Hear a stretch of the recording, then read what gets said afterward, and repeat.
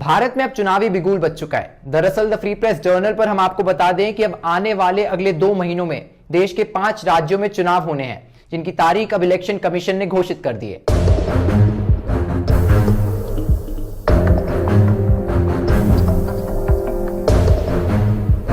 We have gathered here today to declare the schedule for the elections to the legislative assemblies of Mizoram, Chhattisgarh, Rajasthan, Madhya Pradesh and Telangana.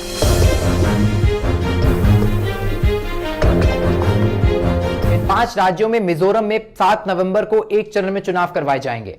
वहीं छत्तीसगढ़ में 7 और 17 नवंबर के दिन 2 चरणों में चुनाव होंगे। मध्य प्रदेश की अगर बात की जाए तो यहां एक ही चरण में 17 नवंबर के दिन पूरे प्रदेश में वोट डाले जाएंगे। इसके अलावा राजस्थान में 23 नवंबर, वहीं तेलंगाना में 30 नवंबर के दिन एक ही चरण में चुनाव होंगे। इन 5 राज्यों में वोटों की गिनती 3 दिसंबर को की जाएगी। अगर हम अभी के हालातों की बात करें तो इन 5 राज्यों में सिर्फ मध्य प्रदेश ही एक ऐसा राज्य है जहां पर बीजेपी की सरकार है। छत्तीसगढ़ और राजस्थान, इन दोनों राज्यों में कांग्रेस की सत्ता है। वहीं मिजोरम में मिजो नेशनल फ्रंट MNF नाम की एक क्षेत्रीय पार्टी की सरकार है।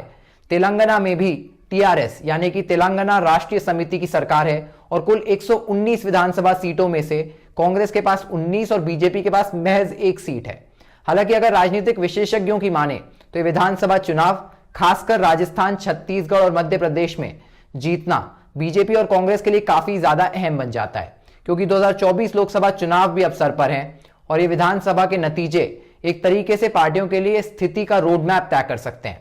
खैर, बीजेपी ने तो इन चुनावों को अब एक जंग की मैदान की तरह बना लिया है और अपनी पूरी जी जान से चुनाव की तैयारी में लग चुके हैं। इस बात की पुष्टि इस बात से की जा सकती है कि खुद प्रधानमंत्री नरेंद्र मोदी बार बार लगातार इन राज्यों में दौरे कर रहे हैं। मध्य प्रदेश में बीजेपी ने अपने प्रत्याशियों की पहली 2 लिस्ट में 3 केंद्रीय मंत्री नरेंद्र सिंह तोमर, राकेश सिंह और प्रहलाद पटेल को उतार दिया है। सिर्फ यही नहीं, इसके अलावा खुद बीजेपी के राष्ट्रीय महासचिव कैलाश विजयवर्गीय भी इंदौर 1 विधानसभा से चुनाव लड़ेंगे। इतना ही नहीं, इनके अलावा भी 4 और लोकसभा सांसदों को बीजेपी ने मध्य प्रदेश विधानसभा चुनाव में उतार दिया है और ऐसी कुछ प्रत्याशियों की लिस्ट की उम्मीद छत्तीसगढ़ विधानसभा में भी बीजेपी की ओर से लगाई जा रही है। बीजेपी के बड़े नेताओं के बार बार इन राज्यों में लग रहे दौरे, केंद्रीय मंत्री, राष्ट्रीय महासचिव और लोकसभा सांसदों को मैदान में उतारना इस बात की पुष्टि करता है कि बीजेपी इन विधानसभा चुनाव में कोई भी कसर नहीं छोड़ना चाहती।